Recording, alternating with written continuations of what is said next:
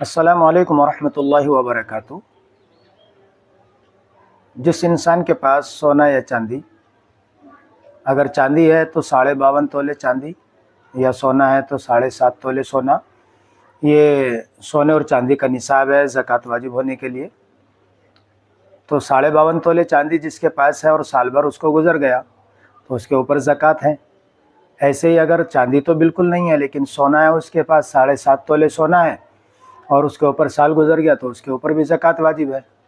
लेकिन अगर 52.5 तोले चांदी नहीं है और 7.5 तोले सोना भी नहीं है लेकिन थोड़ा थोड़ा है, 2 तोले सोना है, 1 तोला चांदी है, तो इन दोनों को दोनों की कीमत है, इन दोनों को मिलाएंगे आपस में। यानी सोना 2 तोला कितने का है, मिसाल के तौर पर जैसे 60,000 रुपये के रेट हैं तो 60 दूनी 120, 1,20,000 का तो सोना हो गया 2 तोले, और ऐसी चांदी है उसके पास 2 तोला 3 तोला जो भी, तो इन दोनों की कीमत को जोड़ लेंगे।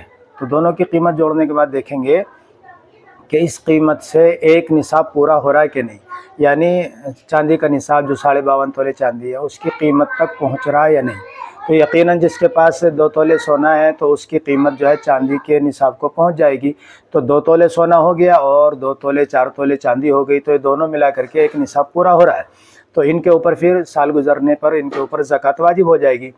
तो जिसके ऊपर ज़कात वाजिब हो गई तब उसको ज़कात निकालनी है।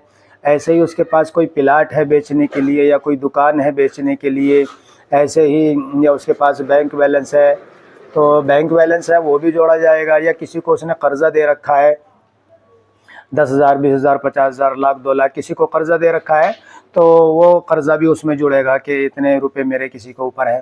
तो इन सब को टोटल को एक जगह मिला लेंगे, एक जगह जोड़ेंगे। अब मिसाल के तौर पर सब टोटल मिला करके हो गया 10 लाख, 20 लाख, जितना भी हुआ वो। तो अब ये देखेंगे कि हमारे ऊपर किसी का कर्ज़ा है कि नहीं। तो अगर हमारे ऊपर किसी का कर्ज़ा है, चाहे वो लाख हो, 2 लाख हो, 4 लाख हो, तो अब उसमें से जो हमने सारी आमदनी इकट्ठा जोड़ी है, माल जोड़ा है, सब कुछ, उसमें से हमारे ऊपर जो कर्ज़ा है उसको उसमें से घटा देंगे। मिसाल के तौर पर हमारा माल बना था 20 लाख का और हमारे ऊपर 3 लाख का कर्ज़ा है किसी को देने हैं, तो वो 3 लाख 20 लाख में से घटा देंगे। तो 20 लाख में से घटाने के बाद वो बचे 17 लाख, तो 17 लाख की हमें ज़कात देनी है। ज़कात के मुतालिक जो अल्लाह ताला का हुक्म है वो यही है कि उसमें से 40%, 40 में से 1% निकालना है, यानी 100 में से 2.5% निकालना है। 40 रुपये में 1 रुपया और 100 रुपये में 2.5 रुपया। तो ऐसे अगर 1 लाख का हिसाब जोड़ेंगे तो 1 लाख में 2500 रुपये ज़कात के निकालने हैं। तो ये ज़कात का हुक्म है, जिसके ऊपर माल साहिब निसाब है वो ज़कात निकालेगा।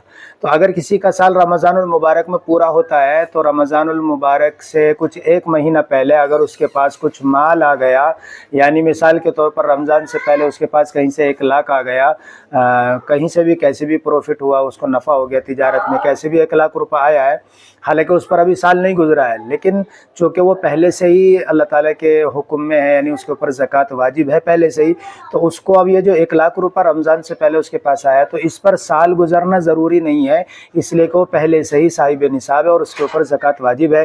तो उसको इन 1 लाख का जो अभी साल पूरा होने से पहले उसके पास आया है, उनको इस 1 लाख की भी ज़कात निकालनी होगी।